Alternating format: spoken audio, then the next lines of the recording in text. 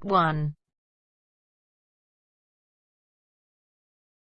You will hear a phone conversation between two people, Kathy and John. John is hoping to volunteer at a retirement home. First, you have some time to look at questions 1 to 10.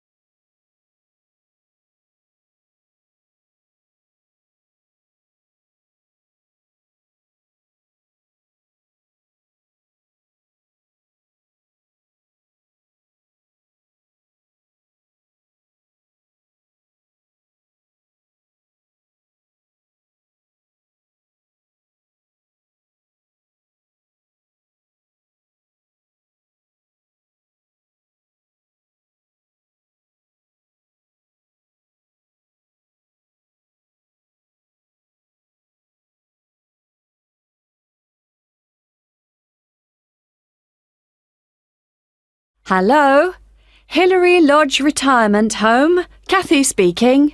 Hello, my name's John Shepherd. Could I ask if you're the manager of the home? That's right. Oh, good. Hello, Kathy. A friend of mine is a volunteer at Hillary Lodge, and I'd like to help out too, if you need more people. I work part-time, so I have quite a lot of free time. We're always glad of more help, John.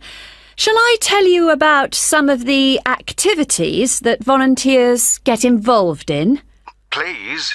Well, on Monday evenings, we organise computer training. We've got 6 laptops and 5 or 6 residents come to the sessions regularly. They're all now fine at writing and sending emails, but our trainer has just moved away and we need 2 or 3 volunteers who can help the residents create documents. Just simple things, really. I'd certainly be interested in doing that. Great! Then on Tuesday afternoons, we have an informal singing class, which most of the residents attend. We've got a keyboard and someone who plays, but if you'd like to join in the singing, you'd be very welcome. I work on Tuesdays at the moment, though that might change. I'll have to give it a miss for now, I'm afraid. OK. Then on Thursday mornings, we generally have a session in our garden. Several of our residents enjoy learning about flowers, where they grow best, how to look after them and so on. Is that something you're keen on? I'm no expert, but I enjoy gardening, so yes, I'd like to get involved. Do you have your own tools at the home? We've got a few, but not very many. I could bring some in with me when I come. Thank you very much. One very important thing for volunteers is that we hold a monthly meeting where they all get together with the staff. It's a chance to make sure we're working well together and that everyone knows how the residents are and what's going on in the home. Uh-huh. Now, obviously, we'd need to get to know you before you become one of our volunteers. Of course. Could you come in for an informal interview later this week, maybe?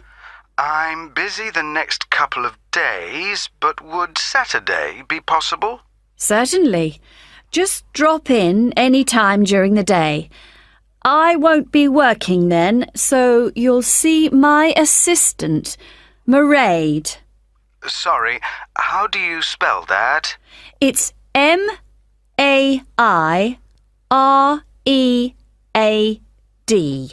Mairead. OK, got that. It's not a name I'm familiar with. Oh, it's an Irish name. She comes from Dublin. Right. And the road that Hilary Lodge is in is called Bridge Road, isn't it? That's right. Number 73. Fine. Oh, one other thing you might be interested in. We're holding a couple of open house days and still need a few volunteers if you're available. What are the dates? There's one on April the 9th and another on the 14th of May. They're both Saturdays and all-day events. I can certainly manage May the 14th. I've got another commitment on April the 9th, though. That would be a great help. We're having several guest entertainers, singers, a brass band and so on, and we're expecting a lot of visitors. So one possibility is to help look after the entertainers. Or you could spend an hour or so organising people as they arrive, and then just be part of the team, making sure everything's going smoothly. Well, shall I show people where they can park? Lovely. Thank you. One reason for holding the open house days is to get publicity for Hilary Lodge locally. So you may find you have someone from a newspaper wanting to interview you. They'll want to find out from 2 or 3 people why they volunteer to help at the home. We're trying to get a TV station to come too, but they don't seem very interested. I don't mind being interviewed. Good. Well, if you come in for a chat, as we arranged, we'll take it from there.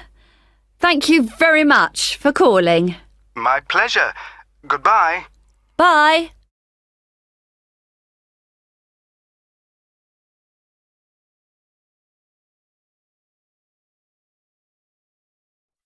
That is the end of part 1. You now have half a minute to check your answers.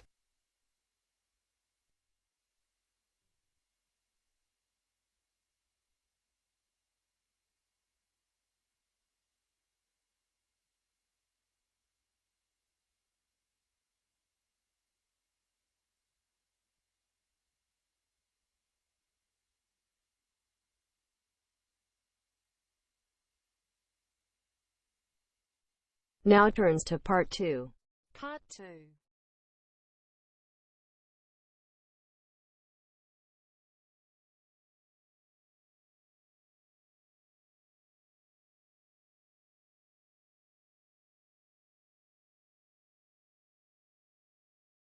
You will hear the head of a centre which offers evening classes for adults. She is explaining some recent changes which have been made to the centre. First, you have some time to look at questions 11 to 15.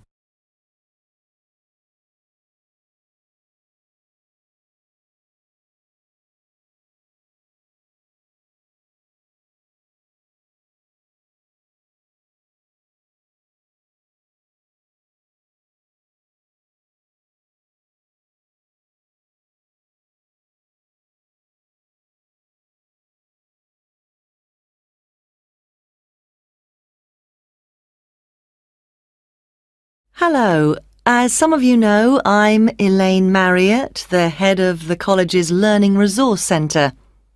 We've invited all of you taking evening classes and leisure activities to come and see the changes we've made to the centre in the last month. One major change we've made here on the ground floor is to the layout, as you can see from looking around you. I'm sure you'll recognise the desk. That's still in the same place, as it has to be just inside the door. But you'll see that there are now periodicals on the shelves in the corner behind the desk. We've brought them nearer the entrance because so many people like to come in just to read magazines. We now stock a far wider range of periodicals than we used to, so we've decided to separate them from newspapers. This means the newspapers are now just the other side of the stairs, near the study area. Now, another thing is that we've brought the computers downstairs. People used to complain about having to go upstairs to use them. So they're now at the far side of the building on the right, in the corner overlooking the car park. We've now got an extra photocopier. So as well as the one upstairs, there's one down here. You can see it right opposite the entrance, by the wall on the far side. The biggest change, though, and one I'm sure many of you will welcome, is that we now have a cafe at last. We've been asking for one for years. If you turn right, as soon as you get past the desk, you'll see the door ahead of you. It became possible to have a cafe because the building has been extended, and we've now got a new office and storeroom area.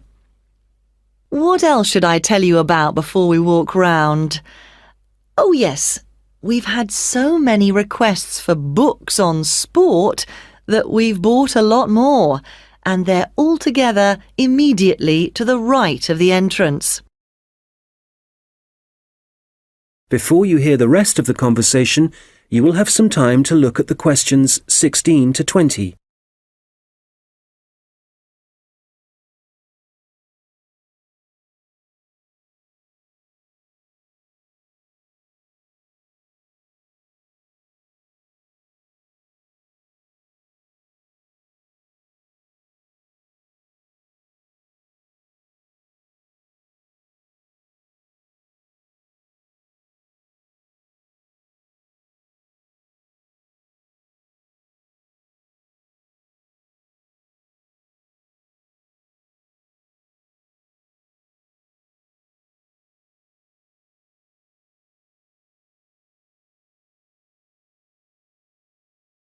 Now listen and answer questions 16 to 20. OK, that's enough on the new layout. We'll walk round in a moment, but before we do, something about the people who are here to help you. Of course, all the staff will do their best to answer your questions, but now we're each going to specialise in certain areas. So, if you ask a staff member about something and they don't think they can help you enough, they'll direct you to our specialist. Jenny Reed is the person to see if there are any films you'd like us to stock, as she's taken over responsibility for purchasing those. I'd better warn you that our budget is limited, so I'm afraid we can't promise to buy everything you ask for. Phil Penshurst can help you to improve your writing if you need to produce reports for your course. You can book a half-hour session with Phil to start with. Then, if you want more help, he'll arrange follow-up sessions with you. I must mention Tom Salisbury. Many people are interested in doing research or just reading about this region. The people, occupations, changes over the years and so on. Tom is a specialist in this particular field, so if you want any help, he can point you in the right direction. We've got a large collection of relevant documents, from old maps to studies of the wildlife. We have a new member of staff, Saeed Akhtar. I'm sure you'll meet him soon and will find him very helpful. If you're unemployed and want some advice on the practical aspects of looking for a job, Saeed is the person to talk to. He's also written a very useful book on the subject, which of course we've got on our shelves. Many of you will know Shilpa Desai, who's been working here for about 5 years. Shilpa now has the additional responsibility of giving information and advice on anything to do with housing, such as finding out what's available or whether you're eligible for financial help. Right, well, that's quite enough from me. So let's walk round the library.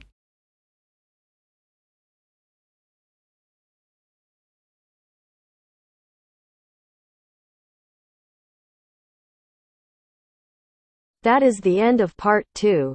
You now have half a minute to check your answers.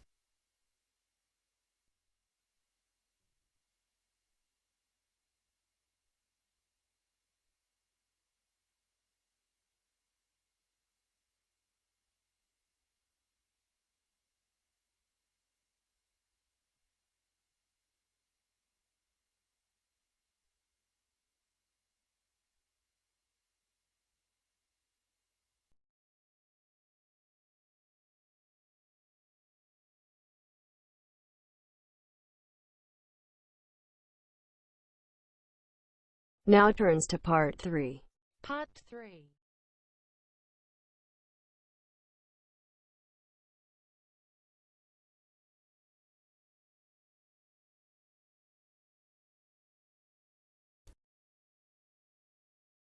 You will hear a tutor and a student discussing a project the student is working on. First, you have some time to look at questions 21 to 27.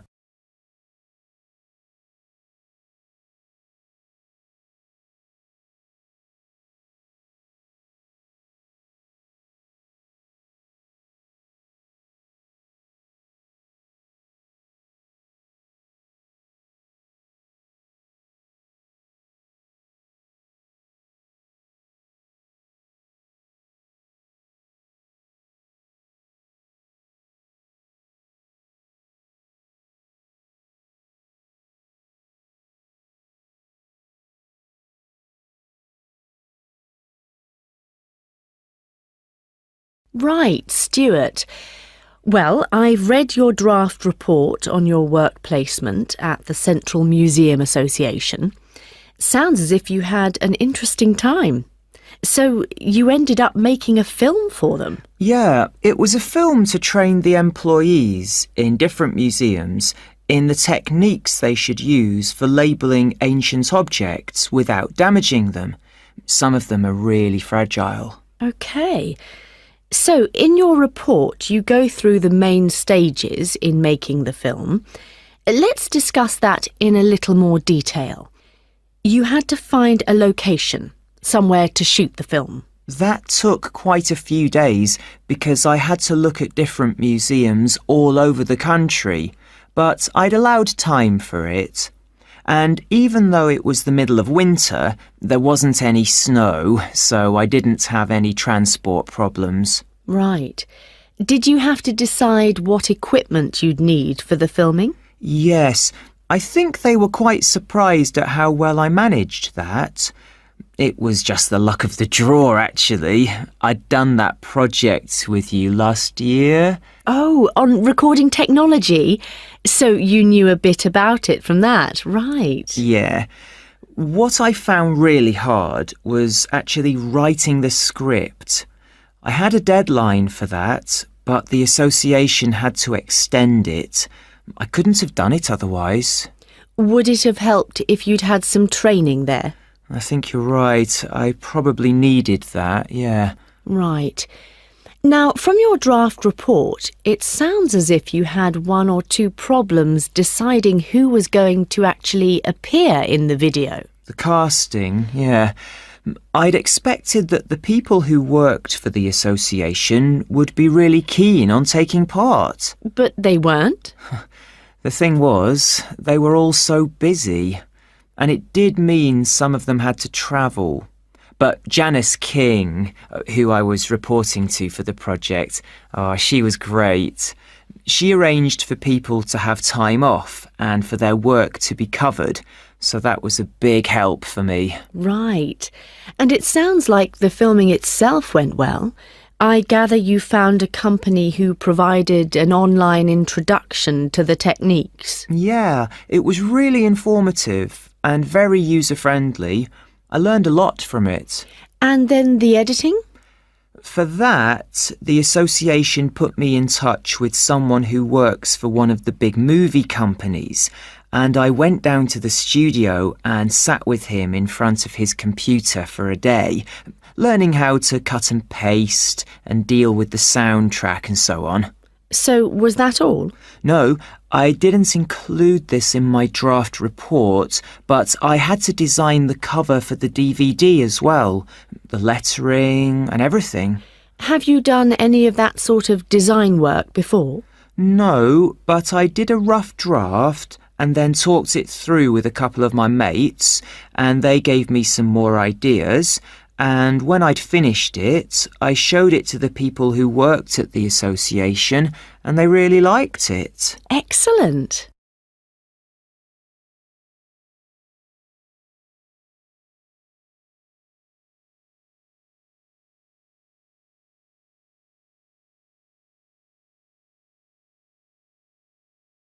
Now listen and answer questions 28 to 30. Now, as well as your own draft report, I've also received some written evaluation from the association on the work you did during your placement and how it was of benefit to them. I noticed that you haven't included anything on that in your report yet.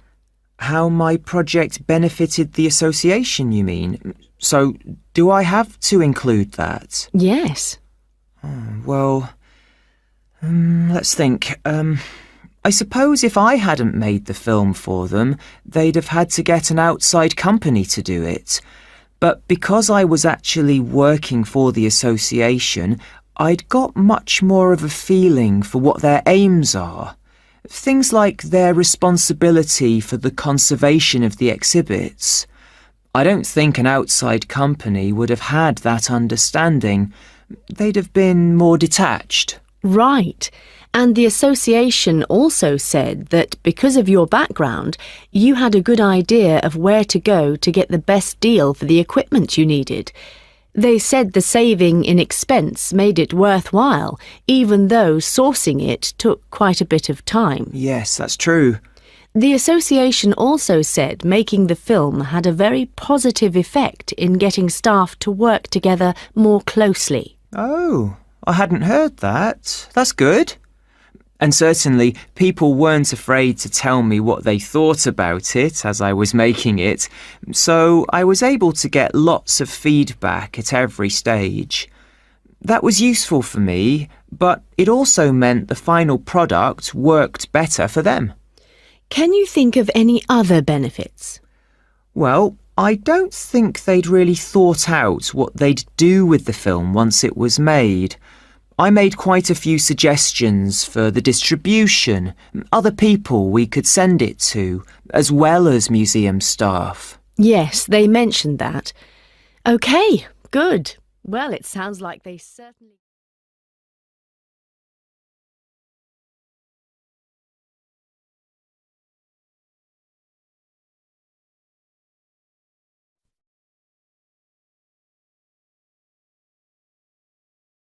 That is the end of part 3. You now have half a minute to check your answers.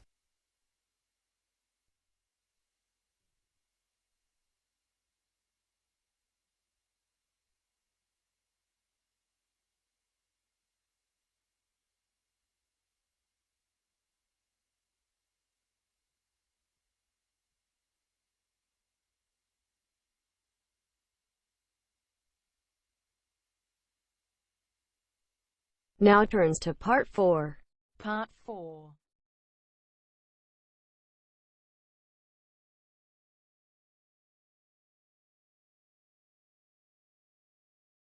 You will hear a lecture about a species of bird called the New Caledonian crow.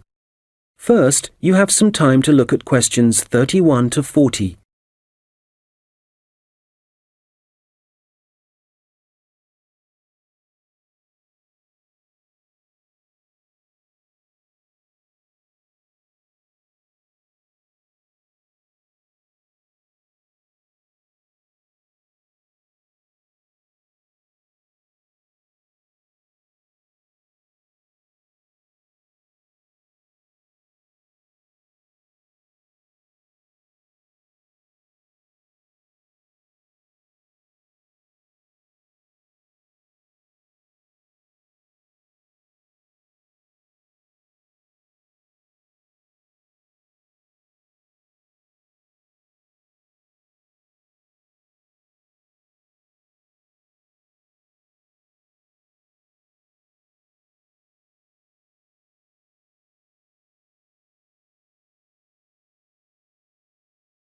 Now listen carefully and answer questions 31 to 40.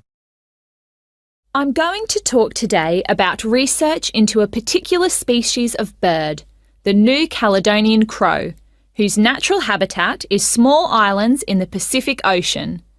And it seems that these crows are exceptionally resourceful. Using sticks or other tools to find food isn't unknown among birds and animals.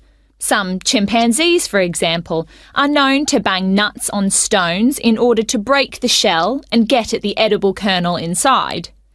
One New Caledonian crow, called Betty, bent some straight wire into a hook and used it to lift a small bucket of her favourite food from a vertical pipe. This experiment was the first time she'd been presented with wire, which makes it very impressive. Another crow, called Barney, has demonstrated his skill at using sticks to forage for food. In one research project, scientists from New Zealand and Oxford set captive New Caledonian crows a 3-stage problem. If they wanted to extract food from a hole, the crows first had to pull up a string to get a short stick, then use that short stick to remove a long stick from a toolbox, and finally use the long stick to reach the food. Amazingly, they worked out how to do this successfully. Further experiments carried out at Oxford suggest that crows can also use sticks as tools to inspect all sorts of objects, possibly to assess whether or not they present a danger. The idea for the experiment came from observing the birds using tools to pick at random objects, such as a picture of a spider that was printed on some cloth. In this research, 5 pairs of crows, including Barney, underwent tests to see how they would react to a variety of objects, which were carefully chosen so the birds wouldn't be tempted to view them as a possible source of food. As a further precaution, all the crows had been fed beforehand. On 8 occasions, a bird's first contact was by using a tool. In all 3 trials, Barney began by using a stick for inspection. One involved a rubber snake. First, he approached it, but didn't touch it, then retreated to pick up a stick. He then prodded it with the stick. After some more investigation, he discarded the stick and carried on pecking at the snake more confidently, apparently convinced that it wouldn't move. In other experiments, 2 different birds, called Pierre and Corbeau, also made a first approach with tools on 3 separate occasions. Pierre used a short piece of wood chip to touch a light which was flashing, and Corbeau was seen prodding a metal toad with a stick. Significantly, the crows tended to use the sticks only to make their first contact with the object. Subsequently, they either ignored the object or dropped the tool and pecked at the object, which is very different from using the tool to get access to food.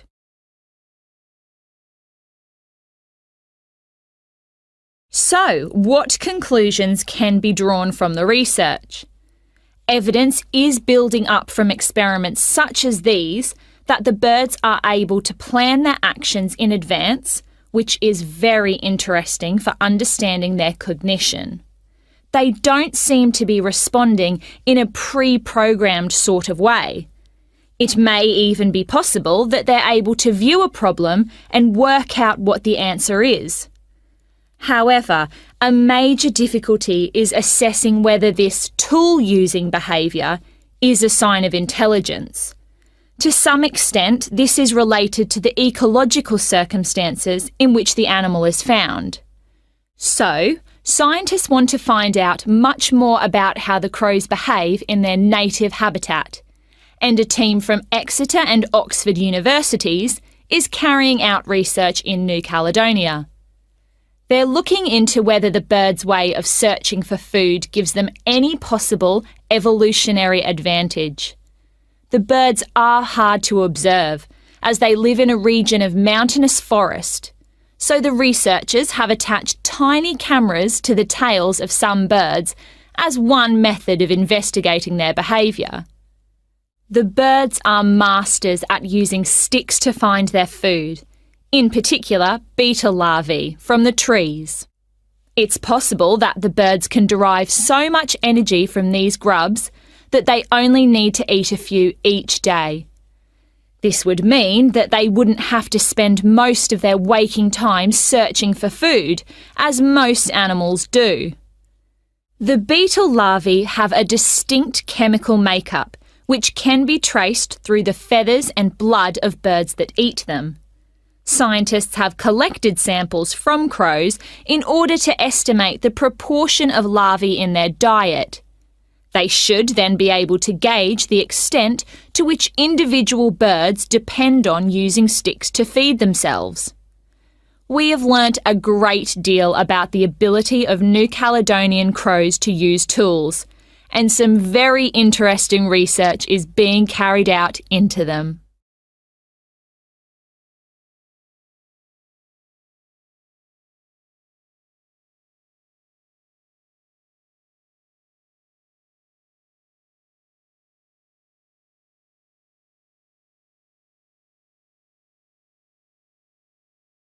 That is the end of part 4.